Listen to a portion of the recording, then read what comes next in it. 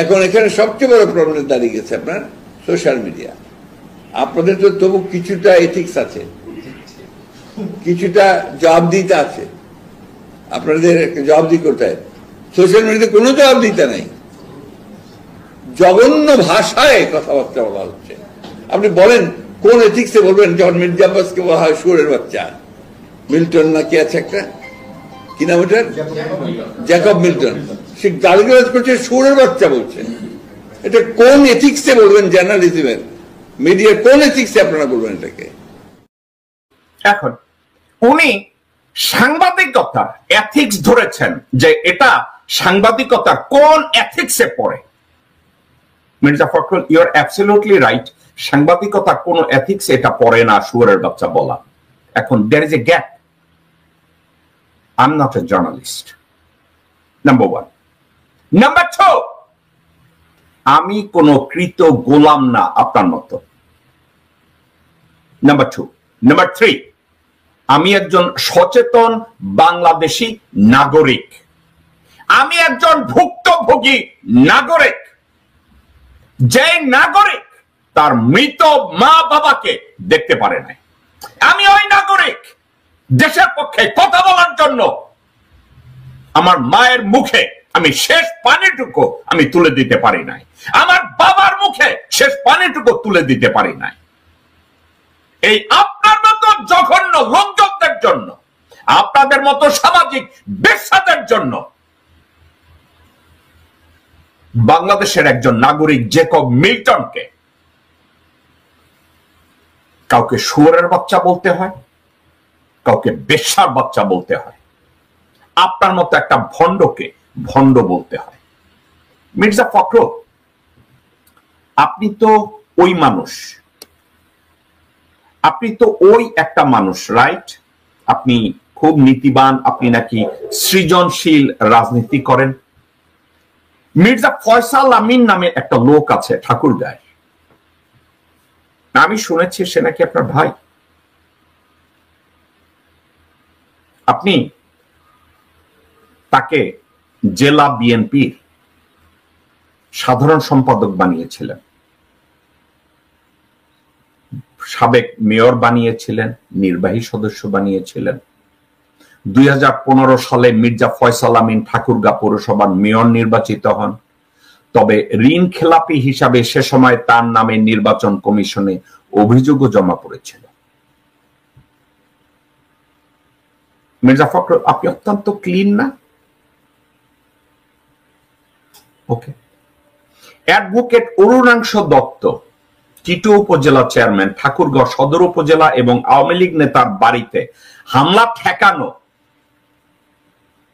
এবং ওই অরুণাংশ দত্ত টিটুকে নিরাপদে বর্ডার পার করা এবং জেলায় তার যাবতীয় সম্পদ রক্ষার দায়িত্বটা আপনার পরিবার নিয়েছে। মির্জা ফখরুল, আপনি নিয়েছেন, আপনার ভাই মির্জা ফয়সাল আমিন নিয়েছে। এ বাবদ 10 কোটি টাকার লেনদেন হয়েছে না? 10 কোটি না যেন 11 কোটি টাকার লেনদেন হয়েছিল। আপনি কয় টাকা পেয়েছেন? 5ই আগস্টের আগে মির্জা ফয়সাল তার কোনো নিজস্ব গাড়ি ছিল না, কিন্তু 11 কোটি টাকার পরে মির্জা ফয়সাল আমিন এখন অত্যন্ত দামি গাড়িতে চলে। জেলা আওয়ামী লীগের সাধারণ সম্পাদক দীপক কুমার রায়ের নিরাপত্তাও বিধান করেছেন মির্জা সাহেব আপনি এবং আপনার পরিবার, এবং বিনিময় মূল্য আবার কয়েক কোটি টাকা। আপনি কত পেয়েছেন? ঠাকুরগাঁয়ের প্রথম নারী জেলা প্রশাসক হিসাবে 11ই সেপ্টেম্বর নিয়োগ পান ইশরাত ফারজানা। কাজে যোগদান করেই সরকারি নানা অধিদপ্তরের সাথে বৈঠক করলেও জেলা বিএনপি নেতাদের সাথে বৈঠক না করায় ক্ষুব্ধ হন আপনার ভাই মির্জা ফয়সাল। ঠাকুরগাঁ সরকারি বালিকা উচ্চ বিদ্যালয় নির্মাণ ভবন চাঁদা দাবির ঘটনায় বাধা দিলে ইরশাদ ফারজানাকে 27শে নভেম্বর ঠাকুরগাঁও থেকে রাঙ্গামাটিতে বদলি করা হয়, যার পিছনে আপনি ইনফ্লুয়েন্স করেছেন। আপনি নিজে ইনফ্লুয়েন্স করেছেন মির্জা ফখরুল। ঠাকুরগাঁ থেকে তাকে একজন জেলা প্রশাসককে কোথায় পাঠাইছেন? বান্দরবন। এবং এই কাজটা কিভাবে হয়েছে? রাঙ্গামাটিতে পৌঁছায়া আপনি পাইছেন কি? মানে আপনি বিএনপির বিগ কাহুনা, আপনি বিএনপির অনেক চোরকে হেফাজত করেন, তাদেরকে আপনি শুয়োরের বাচ্চা বললে গালি দেন না, কারণ ওর ভাগটা আপনার ভাগে আসে। মির্জা ফখরুল,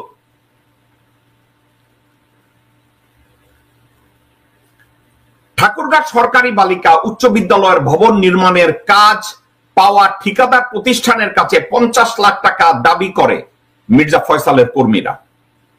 সেই টাকার বিষয়টি নিষ্পত্তি না হওয়ায় আজ অবধি নির্মাণ কাজ থেমে রয়েছে।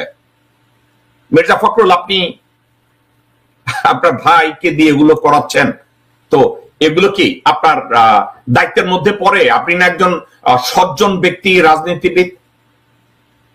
ঠাকুরগাঁ সদরে সরকারিভাবে সুইপার কলোনি নির্মাণের জন্য টেন্ডারের মাধ্যমে কাজ পাওয়া ঠিকাদার প্রতিষ্ঠানের কাছেও বিপুল অঙ্ক চাঁদা দাবি করেছে আপনার ভাই এবং আপনার পরিবার। এছাড়াও প্রশাসন, ইউএনও, টিএনও এবং উচ্চ পর্যায়ে বিশেষ করে পুলিশ সুপারের কাছে যে কোনো কাজ বা মামলা সংক্রান্ত কাজে গেলে স্পষ্ট বলে দেয় কাজ হয়ে যাবে, কিন্তু মির্জার অফিস ঘুরে আসেন। আওয়ামী লীগ নেতা কর্মীদের মামলার ভয় দেখানো, চার্জশিট থেকে নাম বাদ দেওয়ার মাধ্যমে বেশ ভালো ইনকাম করেছেন আপনারা, আপনি এবং আপনার ছোট ভাই।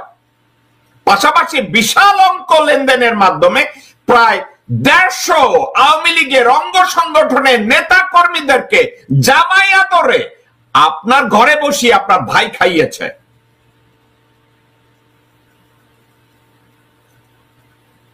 এই কিন্তু নিজ দলের নেতা কর্মীদের তোপের মুখে মানববন্ধন পরে, মানববন্ধনের মুখোমুখি হন আপনারা, যেটা পরবর্তীতে স্থগিত হয়।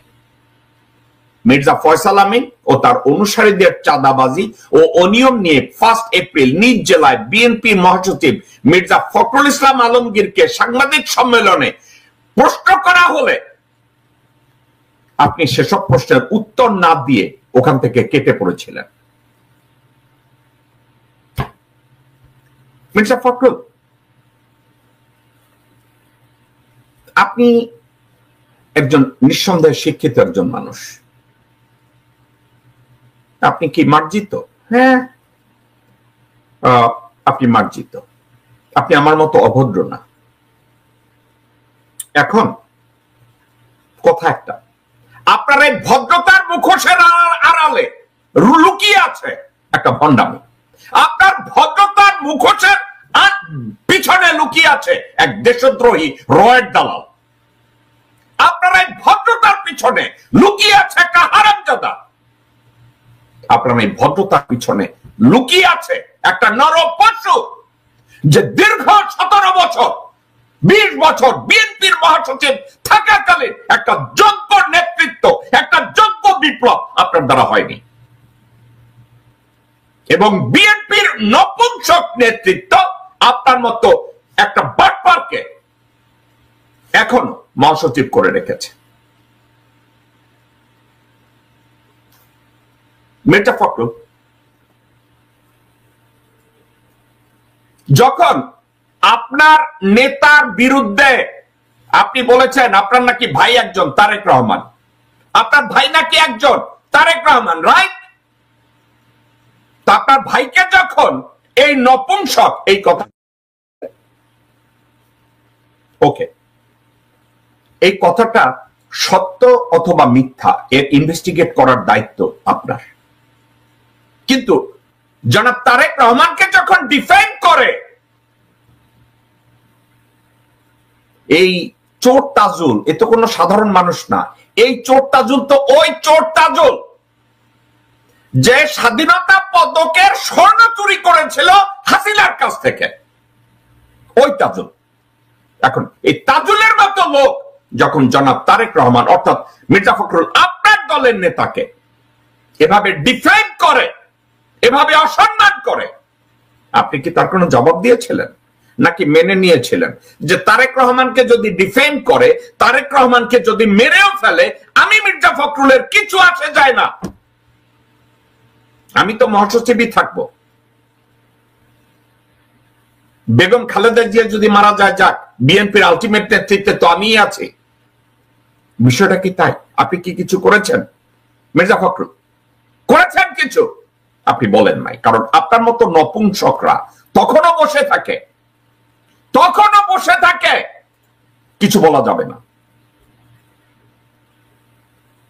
মির্জা ফখরুল, আপনি কি এটার উপরে কোন, মির্জা ফখরুল এই হেলিকপ্টারে করে জেনারেল ওয়াকার, ভারতের এনএসজির কিছু স্নাইপার শুটার ছিল গণভবনে,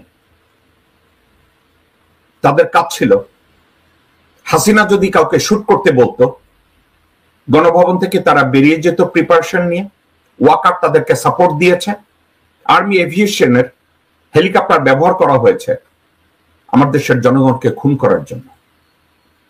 মির্জা ফখরুল, আপনি কি এটা নিয়ে কথা বলেছেন কখনো? আপনি কি আজ অবধি, 5ই আগস্টের পরে আজ অবধি জেনারেল ওয়াকার সম্পর্কে একবার জনসম্মুখে বলেছেন যে জেনারেল ওয়াকার বিডিআর পিলখানা ম্যাসাকারে আপনি মির্জাফরের ভূমিকা পালন করেছিলেন, আপনার নির্দেশে দেশের জনগণের উপরে গুলি চালানো হয়েছিল, একবারও বলেছেন? আপনি কথায় কথায় বলেন সংস্কার পরে নির্বাচন আগে, সংস্কার আগে নির্বাচন, সংস্কার পরে নির্বাচিত লোকজনরা তারা এটার দায়িত্ব পালন করবে। আপনি কি এটা নিয়ে কথা বলেছেন কখনো? আপনার নির্বাচন, এরা তো আপনি নিজে জানেন না যে গত 53 বছরের রাজনীতিবিদরা কমপ্লিটলি ফেল করেছে বাংলাদেশের সংস্কার করতে? অযোগ্য, অথর্ব, অদূরদর্শী, অসৎ, নীতিহীন ভারতীয় কুত্তার বাচ্চারা গত 53 বছরে বাংলাদেশের কোনো কিছুতে রিফর্ম করতে দেয়নি, এটা আপনি জানেন না? তারপর আপনি বলেন সংস্কারের দরকার নাই, সংস্কারের দরকার নাই। কিন্তু যেই মুহূর্তে সোশ্যাল অ্যাক্টিভিস্টরা সোশ্যাল মিডিয়ায়, বিখ্যাত বিখ্যাত সোশ্যাল অ্যাক্টিভিস্টরা আপনার বিরুদ্ধে বলা শুরু করেছে, আমি কিন্তু সোশ্যাল অ্যাক্টিভিস্টও না, আমি কোন জার্নালিস্টও না, আমি কোন বিখ্যাত না, আমি সাধারণ একজন মানুষ।